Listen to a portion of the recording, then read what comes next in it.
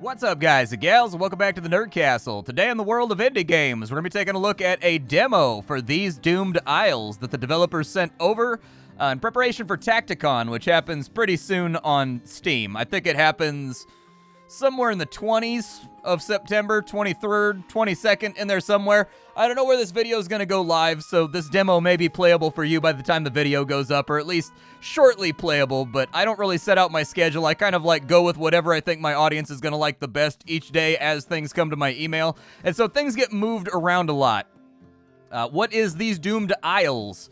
These Doomed Isles is a game where you're taking a band of Scotsmen. It's kind of, okay, so this is going to be a hard game to explain. It's a game about a bunch of Scotsmen that are in an apocalyptic world that is falling apart, and the goal is for you to build islands, build buildings, manage your resources, adapt to crises like ghosts attacking from off the ocean or giant eldritch monsters, and try to survive long enough to accumulate enough wonders and victory points to actually beat the game. This is a game that requires a lot of thought. I actually found that this game was actually fairly heady. I've played it for about 2 hours now at the point of this recording, and this is a game where you really need to think about what it is you want to do far in advance and plan your moves, otherwise things go poorly. But yes, it's a bunch of Scottish people trying to survive the apocalypse. It's a roguelite, or maybe a roguelike in there, where when you die, you just start over with a fresh run. On top of that, it has deck building mechanics, although I wouldn't say it's a deck builder per se. All of the buildings and all of the things you can do are cards, but most cards are exhausted when you use them once, so you're not really building a deck of things that reliably come up over and over and over again in my experience. It's about picking the things that you need right now and things you may need over the next step and next phase of the game until you can get to your next ability to go to a merchant and buy more things to prep for the future. And then on top of that, it's also got influences of a god game, because you are a god in this game that's trying to protect your little tam o'shanter people by shooting lightning and conjuring more spaces for them to build and things of that nature. And this game walks a fine line, and it wears a lot of hats, and it's got a lot of genres that it's dipping its toe into, and I think it's fairly appealing. I enjoyed my time with it over the 2 hours that I played to prep for this video. So if after watching this you wanted to check out the demo, it'll be available in Steam's Tacticon very, very soon. The link is for you down below. You can wishlist it. They should let you know when the demo goes live. On top of that, you can also find a link to my Discord and my Twitch stream just in case you wanted to hang out any given day of the week. Let's go ahead and play. We're going to hit this with about 25-30 minutes. I'm going to cancel my last run. We will play on Ascension Level 0. The game has 20 planned Ascension levels. If you don't know what that is, it's basically the game getting harder as you beat earlier difficulties. We will go with just Ascension 0 for right now, since really the point of this video is to kind of do first impressions and get the gameplay ideas across. I do not need the tutorial, so we're not going to play with that. The tutorial, it's good. It teaches you how to play the game, but it makes you make some decisions that you may regret kind of in the mid-game in order to get core ideas across, and so I like to go fresh without the tutorial.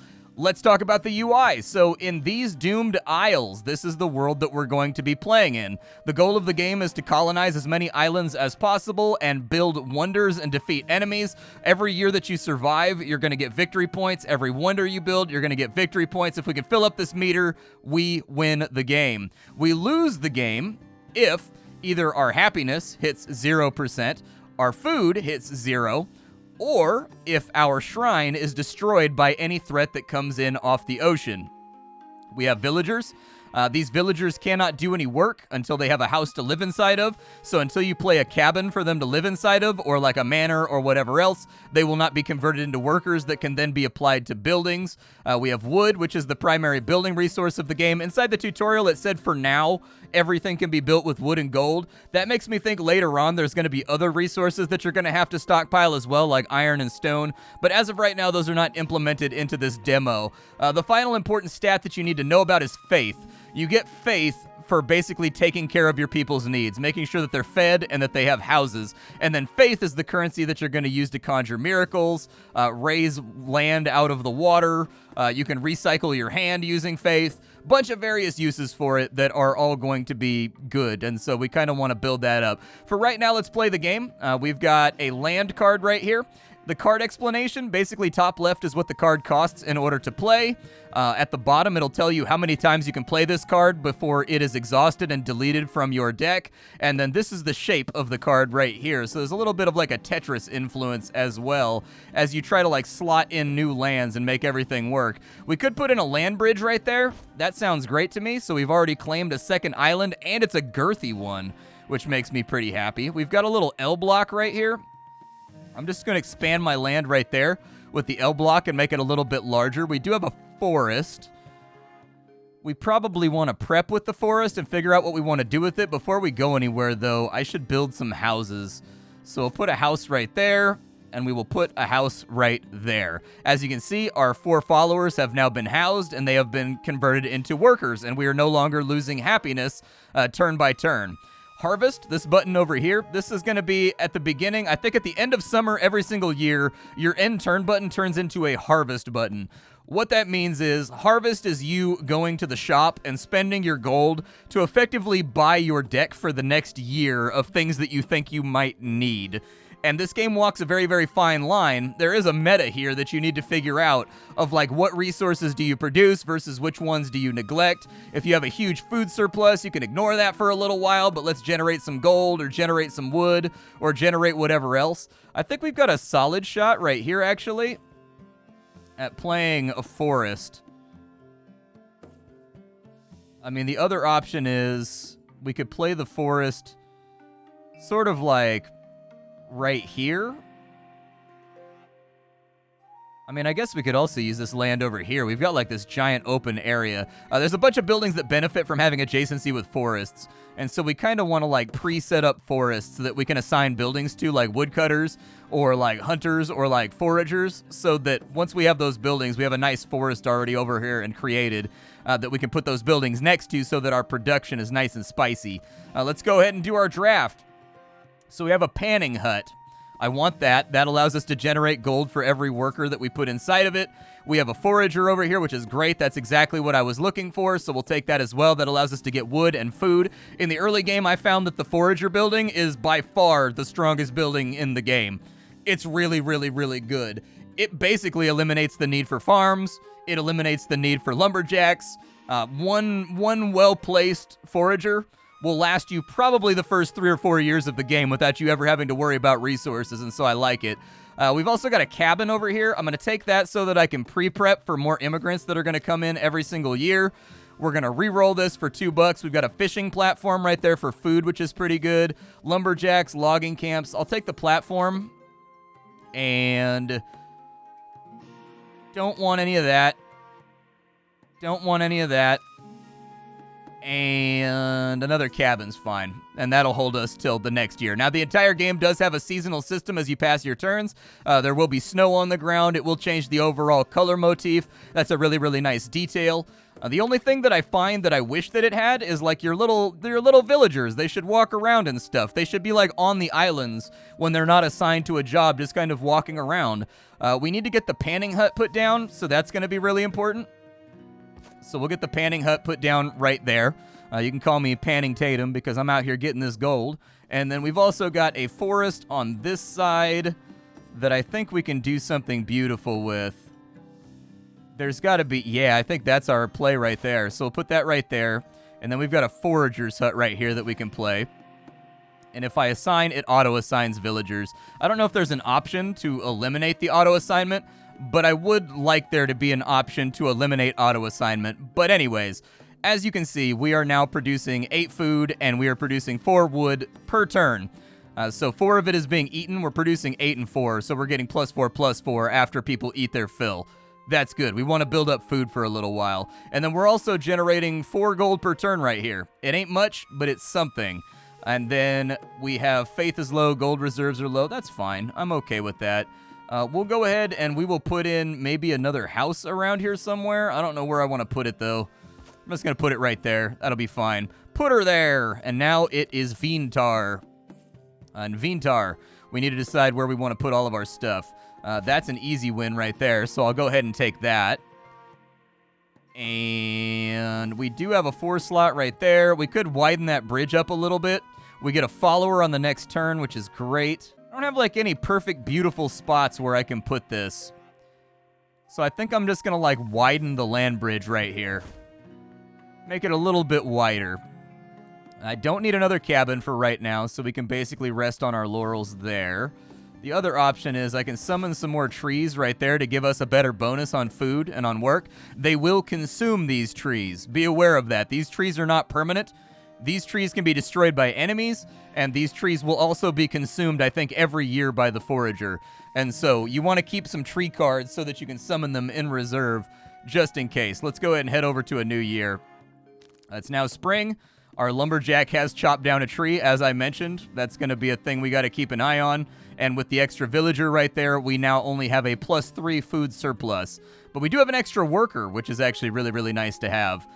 I'm probably just going to place land on this turn. In fact, I may not even place land. We're kind of broke as a joke right now. We are not wealthy. That seems acceptable. We'll do that right there. And then we'll probably place the long block right there in order to kind of like land mass this out. Enemies should be coming soon. I don't know when they're going to arrive. Yeah, enemies are approaching. So we've got our first reports of the bad guys coming. We've got 12 bucks that we can spend on cards. We might as well just go do that now because there's nothing that I really want to build. I think the crossbow tower, that's going to be pretty pivotal. Pilgrimage is also nice. So I'll take both of these. I was hoping I could pick up another panning hut. No panning hut. That kind of sucks. But the good news is I can play Pilgrimage like 4 times, and it will give me 10 free gold over and over and over again. So that should fill up the coffers by the time the enemy gets here next year. The enemy is approaching from the south, so chances are they're probably going to land somewhere around our panning hut. And so what I'd like to do is kind of just put the crossbow tower in, like Aki. That should be fine. We do need to staff this. It does need to have people inside of it in order to function properly. So we may have to reassign some workers and kind of move them around a little bit. We'll put another forest in right there just to keep them stocked up on all the stuff they need in order to keep our society up and functioning in a satisfactory way. And then we will wait, and they are attacking next turn from the south. Fair enough. Let's just go for... Did they chop down any more trees over there? They did not. We will just wait it out till the new year. The enemy has arrived. So attacks in this game, they function very, very simply. At the end of the season, you attack first. And then if you have not killed all the enemies during that attack round, they come ashore and they're going to start messing with your buildings and breaking stuff. The firing is random, so you can't guarantee this crossbow tower is going to fire enough arrows to kill both of these guys. Instead, it may fire all of its arrows at this guy right here. It's a little bit unreliable in that regard. I would keep an eye on it. It can be a little bit stressful. I'm not too worried about gold right now because we have Pilgrimage, so I'm going to go ahead and put 3 guys inside the crossbow tower. We will play Pilgrimage right there just to go ahead and get our cash cheddar money stacks up. Actually, it looks like I've got 1 extra leftover guy, so I think I can put him back inside the panning hut, so at least we've got a little bit of money coming on in. All right. Sounds good. And as you can see, arrows will be fired. The enemy will be vanquished. They are all dead. They didn't even make it to the shore, which is great. We'll take all the workers off right there. We will restock the panning hut. And we've got another pilgrimage right here. And I'd like to have a banger of a harvest. And so we need to get another... We need to get another building down so that we have room for more immigrants. Fishing platform is not the worst idea, but I think I'm going to rest on it and just kind of keep it in reserve for when I need it. The forager's hut doesn't need to be restocked right now. And so I think we just go into harvest, man. Let's see what we've got here. We've got a longbow tower. Longbow tower, it hits a little bit weaker, but it's got a much larger range, in case you were wondering how that works. I will take it. Let's recycle. Gain 100 faith. At the end of your turn, you lose all of your faith. I need another cabin for the next round of immigrants. Another pilgrimage card. Disgusting. Absolutely disgusting. Let me take a granary, a crossbow tower, a pilgrimage. I will take nothing from that draw, I don't think. Another panning hut. There's also infantry in this game. They're free. Anytime you see a free card come up, don't hesitate to grab it. So basically what infantry are is infantry will use up one of your workers to put a unit on the map that is effectively a tower. It can be recalled at will, but if you recall it, it deletes the card from your deck. So you can't like pull it back and redeploy it somewhere else, but you do get the worker back. And so having a couple infantry cards just in your hand at all times is a nice way to adapt to threats and like fix problems as they come up. We've got a little bit more money going on. Palisades would probably not be a bad idea either. Earthquake might be nice. Greenbelt is not a terrible play because I do plant a lot of trees and getting my happiness up so that we have a little bit of a like smile buffer would be good. I like my little fantasy Scotsman nice and happy and not headbutting me in the face. That would be I want them happily eating munchie boxes and just grinning and just like celebrating the fact that they are Scottish and annihilating eldritch horrors and Vikings that are invading from the ocean. We could get another forager. Card doesn't come up very often. I'd like a land card, actually, but none of them have really come up, which has been a little bit disappointing. What do children do? I don't think I've ever seen that card. I don't know if children, like, raise happiness or what they do. I get the feeling that this is one of those cards that's going to spiral out and give you a ton of population and allow you to expand really, really hard and maybe get ahead of the curve, but I'm worried it's going to torpedo my run. Refuge, we can get 5 followers right now. Wow, that's like chunky. If we had the space for them, I'd say go for it, but we don't. I'll grab it. Maybe it'll come up at a good time. Another demolish card's never bad to have either. All right, that was a pretty good spending spree that we just had. We have a tree has gone down, gold reserves are low. Yes, that's because I have a spending problem. I have addictions. I like spending money. We need to maybe... So everything you need to think about in this game is that by expanding, kind of like the land... So a thing you need to think about in this game is that by expanding your land, you're also increasing the amount of area that enemies can land on. And so if you've noticed, if I put down a tower, I'm pretty unlikely to expand the land near that tower because it means that the enemy can shift slightly over to the right, get outside the tower range, and like mess with me. And so I'm usually kind of nervous about stuff like that. I usually try to avoid it. I could get another cabin down. Yeah, don't dislike the idea of having another cabin. Sure, we'll put in another cabin. We will end our turn. Make a little bit of money. We get another follower next turn. We have 2 workers that are currently not doing anything. I should probably get them to work. We've got another panning hut right there. What's the range on that tower? Let's go ahead and we'll put a panning hut right here just to make a little bit more money. And so that's 4 more gold coming in every turn. We'll play pilgrimage right there because I have extra faith and it's not that big of a deal. I would like to get... maybe a defensive tower that's protecting my foragers up north in case the enemy lands over here. So we'll put that down. But we're not going to man it because there's no enemies on the grid anyways. Lost another tree over there. That's okay. I'm fine with that. Not too upset about the loss of a tree. There's also probably a good idea to put a crossbow tower over here. Basically, I like to set up my cardinal defenses, like, in every direction, just to protect myself so that I have an adaptable, variable defense that I can deploy depending on where I want things to be at. Put you in right there. I don't have space to put in another forest just yet, so I'm not gonna. I'm gonna wait for them to chop down a couple more trees. I think that for the case of our next harvest, we should probably focus pretty heavily.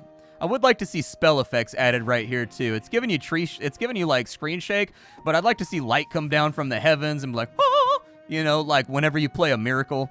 Little things like that I think matter. The granary is last. It's dead last. That's upsetting. I wanted the granary to come up sooner, but it didn't. Let's go ahead and let's go into a successful harvest, shall we? Because that's going to dictate what I play next. I do want another longbow. That sounds good.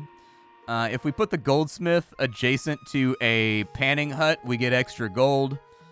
And at some point, our free money that we're getting from the heavens is going to run out, so I think that having an economy that's a little bit more planned would probably be a pretty good idea.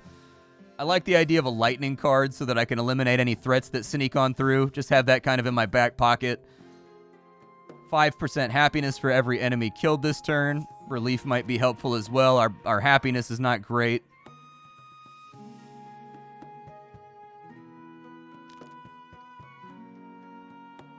Ah, the Great Tomb. A cabin, planning hut, sounds good. Palisade's not a bad idea either.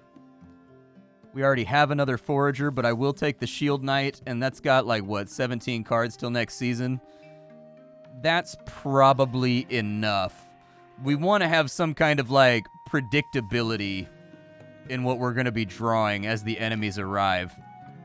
Enemies are attacking from the south. Should be manageable. Not too worried about it. The goldsmith is a 3-long. I mean, it'll fit. I can get it in there. Gold output is much better than it was previously. Very nice. We don't really have a ton of workers to play around with. I will get a granary. And I think I should like to put the granary somewhere like right there just to increase our food storage. Lightning is up. How much faith do I have? 14? That's not a lot of faith. Let's see where the enemy comes from. Oh, they landed like everywhere is the answer to that question. All right. We will want to play a palisade, maybe like right there. We will want to take you out of there. We will want to take 2 workers out of that hut. We will want to have 3 shooters right there. Why is my happiness on the way down? I don't know what I'm losing happiness from. What am I losing happiness from?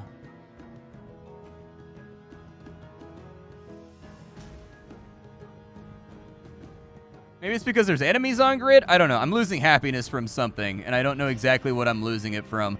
If we play the Great Tomb, by the way, every time you build a wonder, I'm pretty sure you get hit by a massive wave, like, right after. So playing wonders is kind of like, you got to time it right. And you've got to have enough of a workforce to kind of adapt people around and make things happen.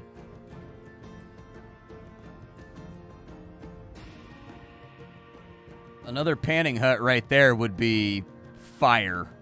But I'm going to wait to do it. Let's go ahead and see how the defense goes. He killed 2 of them. That one is destroying my panning hut. He shouldn't be able to completely wipe it out. So it's not that big of a problem. It's more of like a small concern. We'll get another panning hut right there. Apparently I've got an extra worker. Throw him on in there.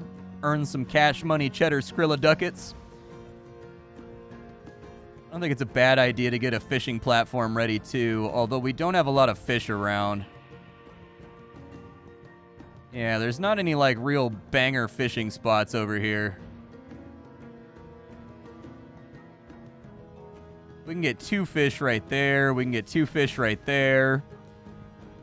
We can get 3 fish right there. So that's the money spot, I think. But they do use up the fish just like they use up the trees when you place these buildings. So we'll put you right there. No workers to go inside of it. The fish do still exist underneath the dock. Don't worry about it. One of my initial concerns when I was playing this game was that by putting the dock in, I was deleting the fish as though I had played a land card, and it just made me very, very scared about the future. All right, end the turn. We'll fire some arrows at these nerds. They are now dead. They are no longer raiding my territory. They are all bloated and corpseified. Let's go ahead and we'll get our economy back up and running. And we've got 20 gold per turn coming in. I'm also going to play that bad boy right there because I need to get things back up and running here. I don't really have a spot to play this right now. I guess I could play it right there, but I'm kind of wasting the tree on the left. I'll do it. Why not? We'll put it in just to solve a problem. I keep waiting for him to get rid of that right there, but he hasn't done it yet. Another cabin for immigrants. Probably not a bad plan. So we'll go ahead and put that in. We've got another palisade wall right there. Yeah, I'll probably get to work palisading off pretty much our entire island, in all honesty. And then we're going into harvest season with 25 bucks in our pocket. It's not huge, but it's something.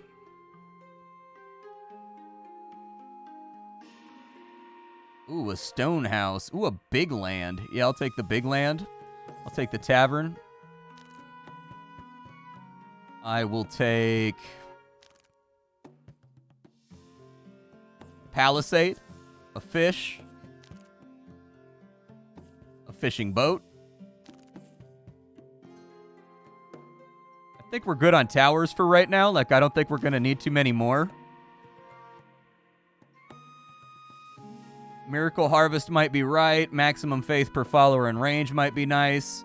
Basically, I'm setting up advanced economies at this point.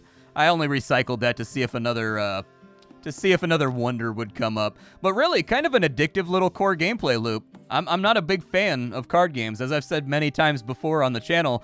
But with this game, I found myself playing it for a couple of hours last night.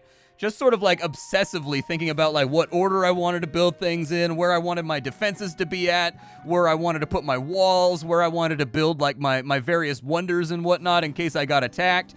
We got a bad hand right here. However, I can play you Aki. So there we go. They're back up to producing good food. We're focusing mostly on money right now. But I can reassign people from our ridiculous money laundering on that side to make things work a little bit better. Getting this place stocked up with fish. Oh, I guess if there's any pre-existing fish, it doesn't work. We did get a palisade, though. So let's keep putting in walls and just kind of building up our safety. We do have a very, very nice land tile right here that I think I will use in order to expand land out to the left. That's a money tile right there. Maybe future prep with some fish over here. Oh, I guess it doesn't. I thought that. Okay. Well, that was big dumb. Fair enough. We may want to get some more wood production, too. Wood production's looking a little bit skimp at the moment. We do have a tavern, though, that I can put in right here that will fix our happiness up something fierce. So let's go ahead and do it. And I think I could make a little bit less gold. Well, I'm losing 6 gold for each worker that I take out. Brutal. Okay, well, I want the tavern to be functioning because I want our happiness to stay high, since that's one of our win criteria. Like, if anybody goes into a depression, we lose. And so, you know, most of us have already lost the game, unfortunately. We will end the turn right here because there's not a whole lot else we can do. +1 followers on next turn. We're already prepped. We already have the housing. We've got another palisade ready to be played down here. Fishing boat is going to be important. So basically, you're going to want the fishing boat to kind of be like right here, and it's going to boost up the amount of food you get. But we don't want it to block where I can deploy. I think right there will be fine, but we got to assign workers to those. So we're getting closer to the point at which I want to get a bunch of housing, and we may want to play that 5 immigrant card.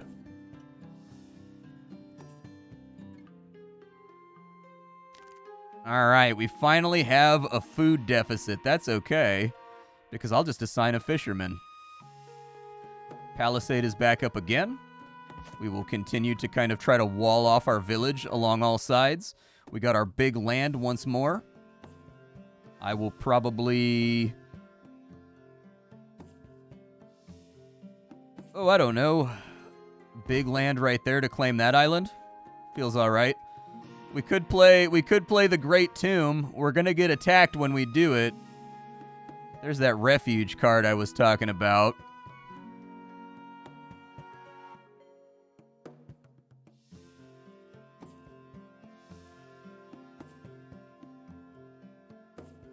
We're going to do it. I may live to regret this decision, but we're going to do it. It is possible that I have made a bad decision. Sort of hard to say. Big land came up once more. We will deploy big land maybe over there. That seems okay. I'll go ahead and end my turn. I don't know. Do I actually have houses left in my... I don't actually. I don't think I bought them. So we're going to be taking a little bit of a happiness penalty. But we did get 3 more workers, so that's good. We will assign 2 of them to go work on the fishing platform until we're full up on food. We will have this guy come over here to get rid of the happiness malice that we're dealing with at the moment. We're going into harvest season. We're going to have like $35 to deal with that. I would probably put a longbow tower, like, right there just to cover those houses. Don't have any room for trees over there. Faith is okay, so we can re-roll for a minute. Going through too much wood, though. I think we need to start working on wood supply. So we will get a...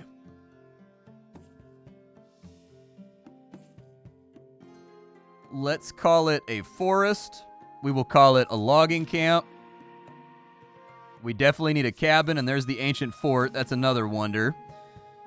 Stone house would actually solve my problems very, very nicely. Servitude, we can sell our followers for gold. We can also sacrifice them to get faith. You can burn them at the stake. There's no animation or anything for it, but I do recommend that they do add animations and stuff for it. Like when you play the card, it zooms in on a little guy who's like, wah, wah, wah, on like a little pyre for a second and then zooms back out, and then faith goes up as a ghost goes up to the sky.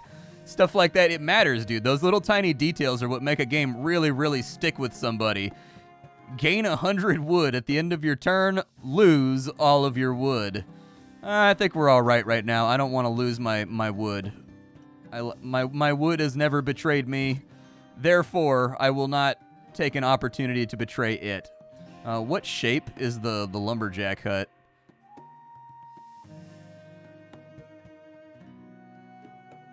Didn't we buy a lumberjack hut? Oh, it's in my hand right there. It's a long 3. Okay.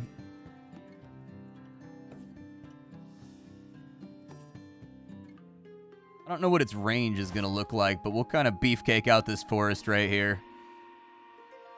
Enemies are approaching, and they are coming from the northwest and the southeast. So they'll probably land here, and they'll probably land over here somewhere. I'll deploy knights as necessary. But for right now, I don't think it is necessary. I can put you right there. Stone house is kind of pricey at a time where we don't have a lot of stuff to fiddle with. I have plenty of faith, so I can re-roll my hand as much as I need to. Fishing platform killed off their fish. So we will add some more fish with our magics, our ultimate god powers. We will put in a palisade right there to protect these houses from invaders if they land on this little tip down here, this little like jetty. Reroll.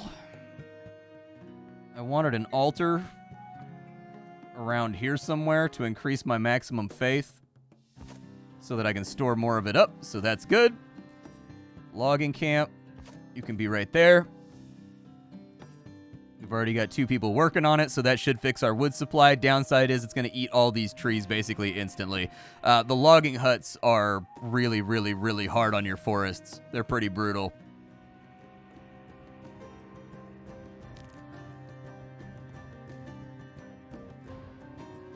Okay.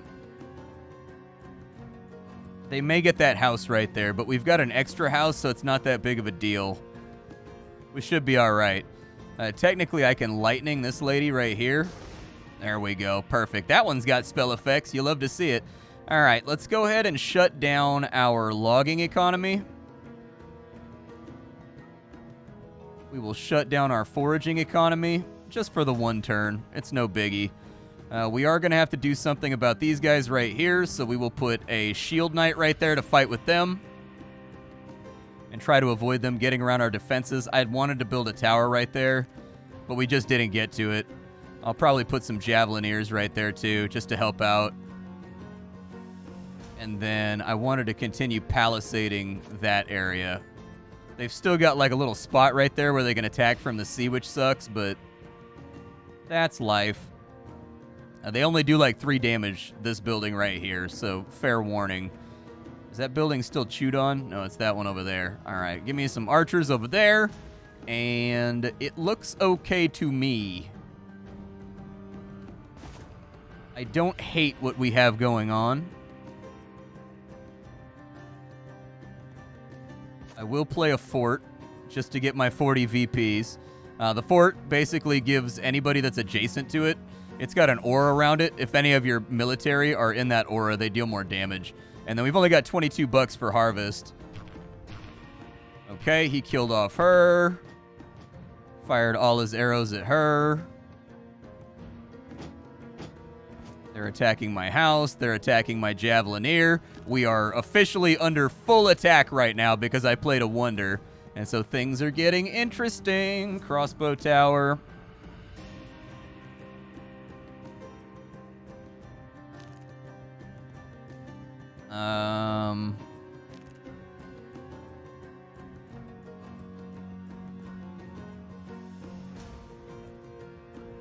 Maybe Meteor Storm may help right here. I'm going to take it. Ooh, Celestial Hand would be nice too. I won't even need workers to chop down trees. Yeah, I'll do that. All right. We have problems. I don't know what these ladies are right here. They're black witches, and these are, what are these? Banshees. Okay. And what is this guy? A slew. Okay, fair enough. Now, we got big problems out here. I can solve one of these problems right here. So that's one batch of enemies down that I don't need to worry about.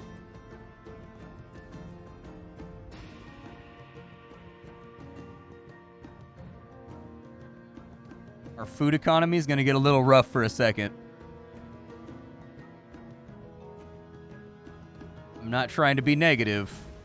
I'm just saying food economy is about to get a little bit tight. Over here, they can hit all those spots. I need you guys to hit as many spots as possible. It is random what they shoot at, so there's no guarantee they're going to kill anything off over here. We'll deal with... If they destroy the fort, it doesn't matter, so don't worry about it. We just lose like a buff. It kind of sucks, but it's not that big of a deal. I can get 48 wood, like, right now. And that doesn't sound too bad to me. Give me the 40 wood. Yeah, I'll take the 40 wood right now over, like, a trickle of 14 wood over time. That sounds way more appealing. We're out of faith, so we just got to see how this turn plays out.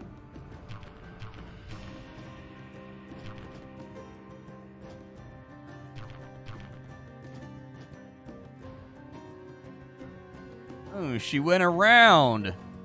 Look at you over here being a genius.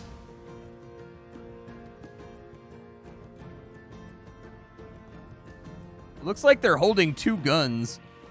Like the Banshees when they come off of the ocean. Are these Banshees like going guns akimbo on me? I actually don't care at all if they destroy that building. I got to get it out of the way anyway, so I'm fine with it. We seem to have a pretty good buffer happening right now, and so I'm not too panicky about what I need to get done. I do want a stone house. I don't know where I want to put it because everything's under attack right now. I suppose that putting it right there is probably not a bad option, and that gives us a few more workers to play around with. I do have Meteor Storm, which could peel a few problems off that left-hand side.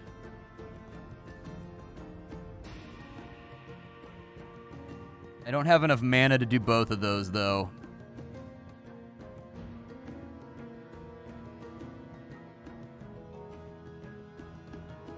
I think what I prefer to do is kind of like protect by quadrants.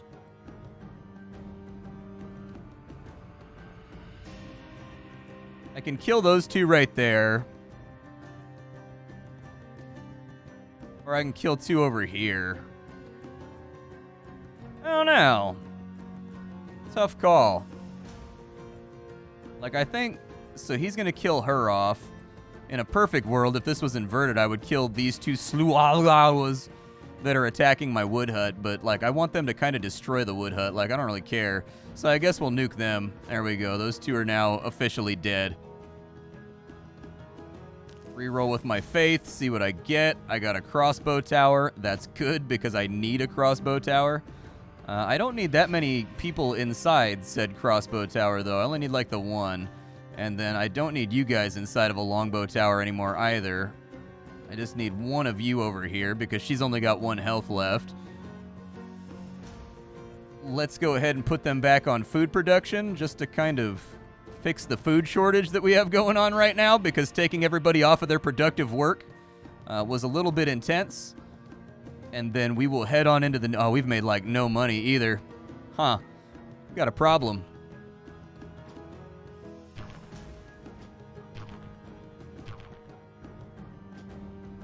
Okay, so threats are diminishing.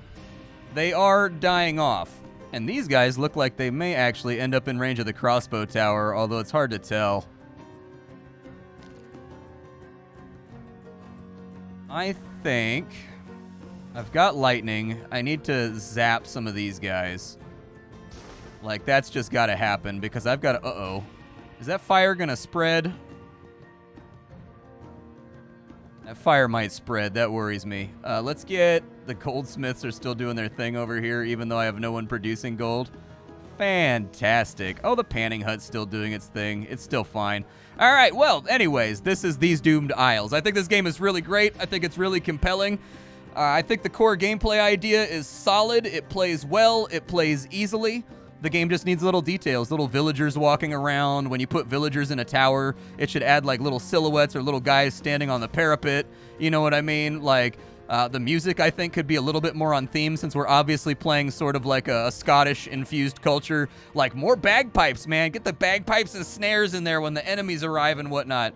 Like, I don't know. Like, I love bagpipes, but I guess some people feel very, very polarized by it. But I think bagpipes are one of the most beautiful sounding instruments on earth. So anytime I see something Scottish, I'm like, all right, let's see how much let's see if they cranked the old bagpipe up to 11.